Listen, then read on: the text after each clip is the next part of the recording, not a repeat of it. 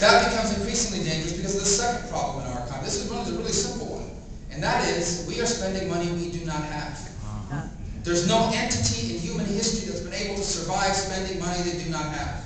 One of two things invariably happens. You must either find new sources of revenue, hint, taxes, or you don't pay your bill and you collapse. Those are the only two results that can possibly come from spending money that you do not have.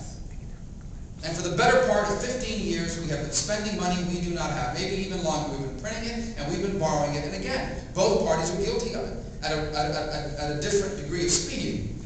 But both parties have been guilty of doing that. And the third is a broken political culture. Do you understand how many people are in American politics today at the highest levels who cannot tell you what their principles are or why they're running? Amen. Yes. They tell you they're running. Why are you running? Because I can win. Why are you running? Because my poll numbers are really high, and it's just like the next office on the totem pole. So I'm going to do it. You know how many people in politics measure how good a job they're doing by what their approval rating is? I think I'm about to tell you something all of you know. Popularity and leadership are not the same thing. That's right.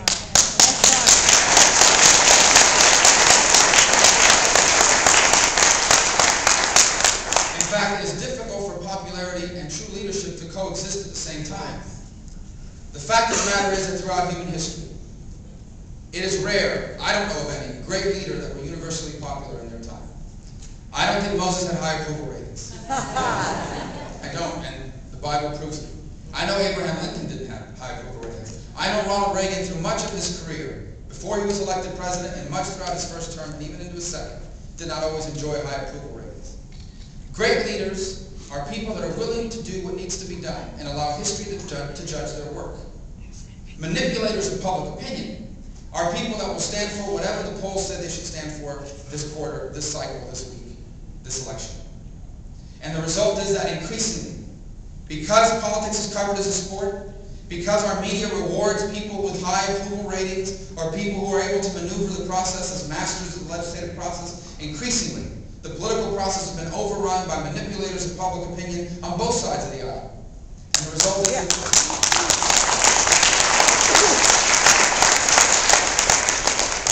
result is that problems aren't solved.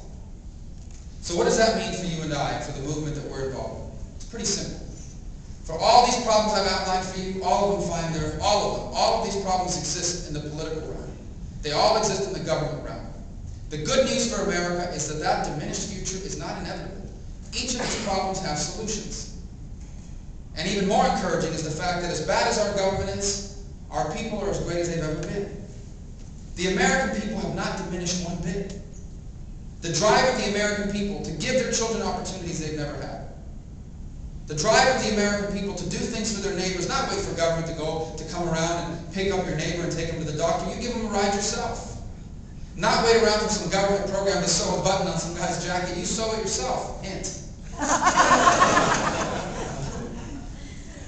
The greatness of the American people remains undiminished.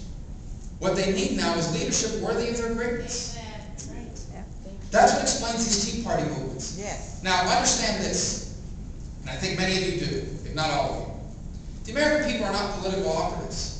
They don't live by and large. Most of the people that have organized and attended Tea Parties have never held a sign in their life. That's right. That's right. Have never been at anything. The last time they were somewhere where there was more than 2,000 people was a sporting event of some sort. It tells you these people are too busy raising their families and running their business. They vote every 2 years, they pay their taxes, they participate in the life of their communities. But that's the level of frustration. I'll make a proposition to you. The vast majority of the American people are of the center right. The vast majority of the American people are what everyone would accept to be conservatives, whether they realize it or not. Because maybe we haven't done a good enough job of explaining what conservatism is. And we certainly haven't been advantage.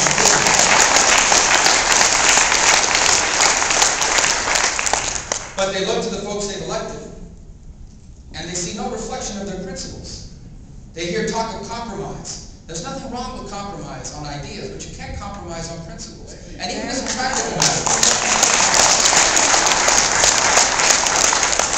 we're going to start seeing that in the fall. Even as a practical matter, if the Democratic House passes a really bad cap and trade bill and the Senate passes a less bad cap and trade bill. You know what happens to those two bills? They go into something called a conference committee, where the left and center folks who run the House and Senate will appoint the members to negotiate a bill. And what do you think it's going to look like? Sausage. And that's the problem with the principle. That's the problem when you're willing to compromise on principles, because the polling is telling you people want action on this and that or the other.